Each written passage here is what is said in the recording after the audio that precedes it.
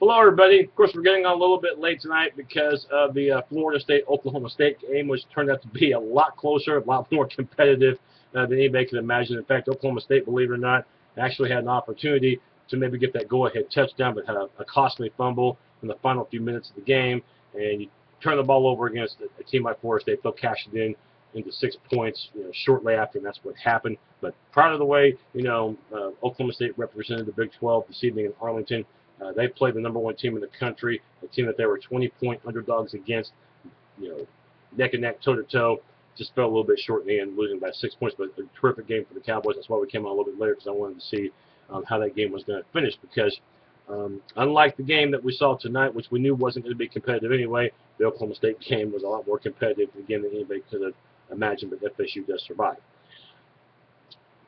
38 points, that's what OU is favored by, and Vegas really got this right, because for a while it looked like that was going to be the margin of victory for the Sooners at 38, but Louisiana Tech in the fourth quarter did get a second touchdown, mostly off the Sooner reserves, and also, too, by and large, because OU was willing to give up the dink and dunk passes as well. In the first half, Louisiana Tech had virtually no shot at all at touchdowns. In fact, entering their final possession of the first half, Louisiana Tech only had 33 total yards. I mean, you talk about a dominant defensive performance.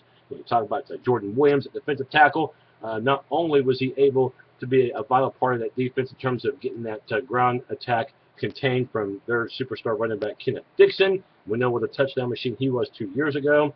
But also, too, he got into the backfield during passing situations for the Bulldogs against a quarterback that had never started for Louisiana Tech before. So it was really a mismatch on both sides of the line of scrimmage. Sooners having a clear edge in both areas. Jordan Williams, I thought, played one heck of a game. Offensively, the entire unit really deserves plays. Even Blake Bell at tight end was a key blocker as well. And one guy to really mention for Oklahoma, and he's going to be used on short down situations quite often, and that is Deontay Savage, 6'4", 343 pounds, and for a guard, that's unheard of. For a tackle, maybe that's still a large tackle, but a guard, you better believe it. He can move for a guy with his bulk and with his height, with his weight. You'll see him a lot in blocking situations, especially when it's short yardage, and especially when they get close to the goal line. But he had a nice game to start the 2014 season. But then again, the entire offensive line did, and that's really where it started. I said that the Sooners had to be able to run the ball successfully early in order for everything else to fall into place. That's what happened. Keith Ford, Alex Ross, this is going to be a fun duo to watch all year long. Ford tonight, not only 51 yards on the ground, but also, too, 4 catches for 66 yards. Of course, Keith Ford tonight just did what was expected, but then again, so did Alex Ross, the one-time Jinx product. We saw what he did in terms of getting the ball in the open field. Also, too, we saw him be able to take advantage of his size.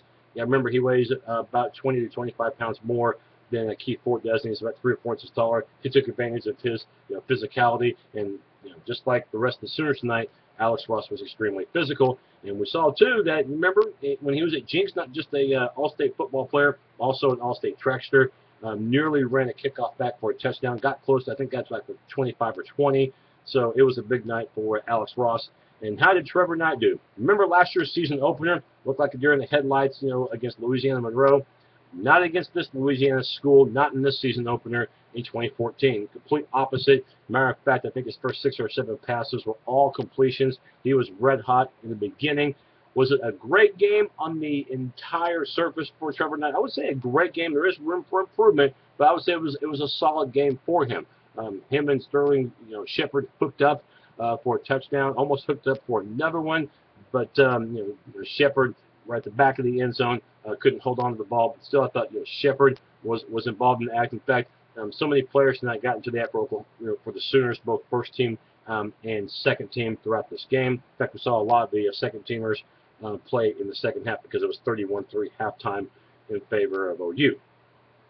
So offensively, couldn't ask for more as far as that first half went with 4 touchdowns. In fact, they led 21-0 with still minutes to spare to go.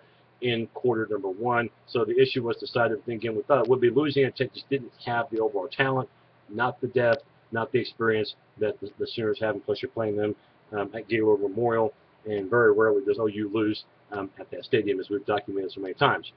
Getting back to some terrific defensive performances, we talk about Zach Sanchez from his corner spot was extremely valuable, and we saw that he got an interception tonight, but on special teams, got himself a blocked field goal too. So, Zach Sanchez, freshman stud last season, and now comes into this year as a sophomore and already off to a terrific start for the Sooners after their 48-16 win. Special teams, speaking of blocked field goals, I thought the special teams played terrific tonight. We mentioned the Alex Ross kickoff return that nearly went to the house. Mike Honeycutt, I don't know if he'll win the Groza Award. That kicker at Florida State won it last year, and he's back, and he only missed 1 kick last year, did Florida State's kicker. But Honeycutt only missed 4 last year, and tonight he was 2 for 2, making both kicks from hash marks. So it seems like he picked up from where he left off in 2013. When we look at the short yard situations, we talked about the tackle earlier. How about a running back? How about a fullback that will be used, and he'll be used more frequently than you might think. When they get inside the 10-yard line, he'll be used when it's 3rd and 1 or 4th and 1. By the way, OU tonight a perfect 4 for 4 on 4th down conversions. Can't ask for any more than that. How about Samaje P. I thought P. was incredible, and he got more carries in the middle part, the latter part of the game, and defenders were just bouncing off him. So P. is another name to watch out for as far as the new group of OU running backs. And again, I know the competition is going to get tougher. I mean, you're not going to be facing defenses like Louisiana Tech all the time, but you wanted to see these guys get off to a solid start, and so far so good. And remember, this is a backfield that lost their top 3 rushers from a year ago. So one play to really mention in this game, of course, is going to be Jordan Evans, who plays one of those middle linebackers. If you watched the game, you might remember in the first half, he delivered a hit. The officials called it a penalty because he led with the helmet. It was one of those fast plays, and I don't think there was any intent at all by Jordan Evans in that situation. Targeting was the call. As the quarterback was beginning to slide, Evans had already left his feet. It was just one of those things where helmet hit helmet. Now, do I think it should be a 50-yard penalty? Even though there was no intention, I would say yes, because you're trying to protect the players. But this ejection rule, and you might be saying, well, you're just saying that because Evans got ejected and could miss part of next week's game against Tulsa for at least the first half. But to me, football's football, okay? If you want to call penalties, that's fine. But to eject somebody immediately on the spot, and I know that they have replay to review it to make sure that the officials are making the right call in terms of the ejection, I still have got feelings against that. In this era of football, it seems like we do so many things to protect the player, and I understand that the intentions are there to be good at the same time, to punish somebody, to throw them out of the game for something like that. I understand the penalty part of it, but how can you prove that there was intention to hurt the guy? And that would, to me, would result into an ejection, not for what we saw in the first half with Jordan Evans. I don't think he's a dirty player at all. I think it was just one of those things where it's regular speed and the quarterback's making a slide, and I would never ever tell a player not to go 100% at all, carrying the ball, but also too trying to make a play. Again, I agree with the penalty. The ejection rule, it was implemented last season. I think it's stupid. Final thoughts for the Sooners. I don't think there's any major injuries that came out of this game, and so we'll let you know. But from watching the game on pay-per-view this evening, it didn't appear to me to be. For OU, the big thing was they got a lot of their backups in, and I thought a lot of them played well. Really watch for the safeties, though, and I know that the Stoops coaches, including Bob, really jumped onto the case of Stephen Parker, and they weren't too happy with Atari Bird either on that last touchdown. And granted, the game was already over, and it made it 48-16 OU instead of 48-10. But still, those safeties cannot let anybody behind them, especially in the red zone, and that's what happened. It was a blown assignment. And even that tells you, even when the game is out of hand, if you make a mistake, Mike Stoops is going to jump on you, and there's a pretty good chance that his brother Bob, the head coach, is going to do likewise, even in front of national television. So just remember that these guys are not going to stop coaching no matter what. There's a reason why they've won so many conference championships and are a contender nationally all the time. So OU 1-0 as we expected.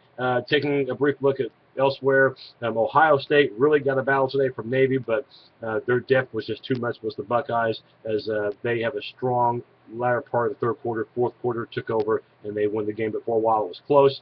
And West Virginia didn't think that they were going to play Alabama within 10 points. That's a team that also had opportunities in that game, but they only lost to the Crimson Tide by 10. That's a good showing for the Big 12 Conference. And we mentioned OSU and their valiant effort, that they fall 6 points shy against Florida State. Florida State were made #1, but that was not easy in Arlington to beat a young OSU team. Iowa State's terrible. Okay, they stink to high heaven. Kansas, you may not be the worst team anymore. And I know that North Dakota State's not a bad team, but let's face it, when you get beat by a hefty margin by North Dakota State, an FCS power, but FCS pales in comparison to FBS. You should not be losing at home by double digits to FCS competition. That's what happened to Iowa State. It's going to be a very long year for those guys unless we see dramatic improvements. USC won easily tonight. Oregon was winning big, and Wisconsin, LSU, last report I had, Wisconsin was up by 2 touchdowns. That was a little bit of a surprise for Houston where that game's taking place.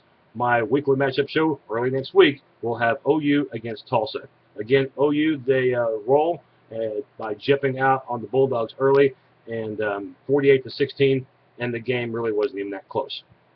Boomer Sooner.